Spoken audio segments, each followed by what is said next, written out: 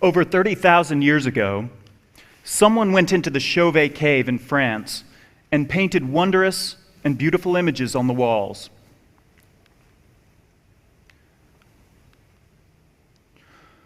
We see other examples of this primitive cave art occurring across thousands of years, across the continents. The creators of these paintings lived in a very different world than the one in which we live. They had no modern medicine. They had no cities. They had to make their own tools. They lived in a world fraught with peril, and yet they created. So what then are we to make of these cave paintings and the fact that they were created at a time when survival itself was such a tenuous proposition? There's one overriding conclusion that I draw from the existence of these paintings, and that is this: that creation is an intrinsic part of our fiber as human beings. It is as fundamental a drive as the drive to obtain food, water, or sleep. And yet, we don't privilege it as such. We preserve a sacred and inviolate space in our lives to obtain food, water, and sleep. But we don't do the same with creation. And the reason is obvious. We don't need to create for our immediate physical survival. We don't feel the same sort of tangible hunger to create that we do for food, water, and sleep. Or do we? Perhaps we do, in fact, feel the hunger to create, but we don't recognize it as the hunger it is. Perhaps this hunger manifests itself in ways that we recognize, but that we don't recognize as a hunger. Discontent, stress, unhappiness, mental deterioration as we age, physical problems. I'm here today to propose a way of living that preserves a sacred and inviolate space for creation in your life. To make a case for making creation a part of every day, if possible. There's a very specific image that I want to use to conceptualize how to create this space. It's an image that gets used in other technical contexts with which you may be familiar, but I hope you'll allow me to repurpose it for our uses here today. I want you to imagine a lush and beautiful walled garden. The walls of the garden protect what grows and flowers inside from the incursions and demands of the outside world. It's a place of beauty and comfort that you keep for perhaps no other reason than to provide you with beauty and comfort. This is your sacred and inviolate creative space. This is what I want you to envision. But a walled garden doesn't build itself. You have to do it. You have to set aside the land for the garden. You have to build up the walls to ensure that it's protected. By the same token, a walled garden of creativity is not just going to build itself in your life. It's not just going to appear. You have to aggressively carve out the space for your garden and build up the walls to protect it. I know it feels like there's no time in the day, but you're wrong. There is. There has to be. It's that important. So perform a clear-eyed audit of the hours of your day. Somewhere there's a television show that you can live without. Somewhere there's 20 or 30 minutes less that you can spend online. Somewhere there's some place that you can multitask and reclaim time from your day and devote it to your garden. Perhaps you can turn family time into family creative time. Let me give you an example from my own life. I could commute to work by car, and it would take me about 25 minutes each way. Instead, I take the bus to work, and it takes me about 40 minutes each way. So it's almost twice the amount of time. But on that bus ride each day, I'm able to sit and to think and read. I'm able to make that time for my daily commute part of my garden. I've reclaimed that time for my life. And you can do the same. Now, if you perform this clear-eyed audit of the hours of your day and you just simply don't have the time to spare each day, that's okay. I'm not here to tell you how big your garden should be. It's not about the quantity of time that you spend as much as it is about the quality of time that you spend. So if you can't find time every day, find time every other day. Find time once a week. But whatever time you find, make it sacred. Make it, in fact, a walled garden. Now, there's another reason that I use the image of a walled garden specifically. With a walled garden, you control access to who sees what's in your garden. By the same token, it is not important. Let me repeat, it is not important to the way of living that I propose that you share the works you create with anybody. So that right there takes skill and talent out of the equation. It takes the risk inherent in creation out of the equation. What I propose is that you engage in the process of creation. You engage the creative part of your being. You feel that spark. And you can do that in an intensely private manner. You don't have to show what you create to anybody. Now, make no mistake, if you share the things that you create, then you could open dialogues that wouldn't have existed without you sharing your creations. And these dialogues can shape and reinforce your creativity, and there is value in it. But you don't have to. It's not important that you let everybody into your garden. I don't stand in judgment of what qualifies as creative.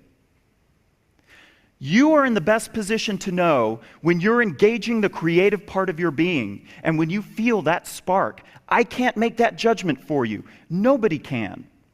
So paint a painting, write a song, write a short story, keep a blog, cook a fine meal, take a dance class, take a judo class, work on your golf swing. Whatever makes you feel the spark, do that. I even had a friend speak to me in loving terms of the creative spark and engagement he felt while retiling his bathroom. It's that wide open. Let me share with you the definition that I use for creativity. Maybe it will be helpful to you, maybe not, and that's okay. In my mind, I'm being creative when I'm building something that nobody is making me build. When I'm a doer and not a spectator. When I'm a creator and not merely a consumer. When I'm telling a story. When I'm commenting on what it means to be human. That's when I feel the spark. That's when I feel the fire. That may help you and it may not. You have to come up with your own definition. Let me say too, I don't believe for a second that there's anybody who entirely lacks a spark of creativity. I think that there are people whose hunger is more acute than others. I think that there are people whose spark burns hotter than others. But I don't believe that there's any human being that entirely lacks the spark. It's part of who we are. So often I hear people say, I'm a blank, I'm not an artist. I'm an engineer, I'm not an artist. I'm a mathematician, I'm not an artist. That's not true. You all have a creative spark in you. Thus far, I've been speaking in a very anecdotal and unscientific manner, which befits my station as a non-scientist. But I don't mean to suggest by doing so that there isn't substantial scientific evidence in support of this way of living that I propose, because there is. Let me cite for you one example. Dr. Gene Cohen of George Washington University has been studying seniors involved in arts programs. The findings from his study, well, the preliminary findings, I should say, are interesting. They find that these seniors who are involved in arts programs suffer from less depression, they take fewer medications, they see the doctor less. That's just one small example. I firmly believe that as our understanding of the human mind increases, that we will come to know more of the benefits of keeping a walled garden of creativity. But I'm going to leave the science talk to the scientists and go back to speaking unscientifically and anecdotally.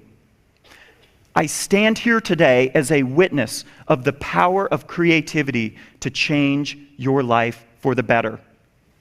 I began my creative life in earnest when I was 21. I experienced a sea change in the quality of my life on every possible measure, from the time before I kept my garden to the time after. everything improved. My family relationships improved. My friendships improved. My work life improved. Everything got better. And you can have that too if you keep a walled garden. And people living better lives equals a better society. I believe that. I know what it means to work a difficult professional job where there's a lot at stake that requires a lot of your physical and mental energy. I know what it's like to come home and be tired and to have to divide that time with the time that you spend with your family and the time you spend volunteering in the community.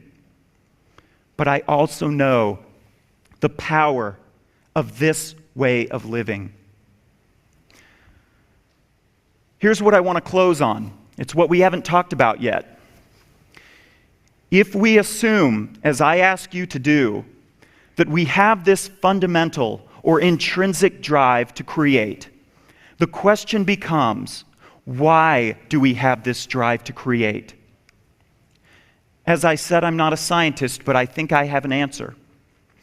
As human beings, we have profound and primal instincts for the survival of our physical being.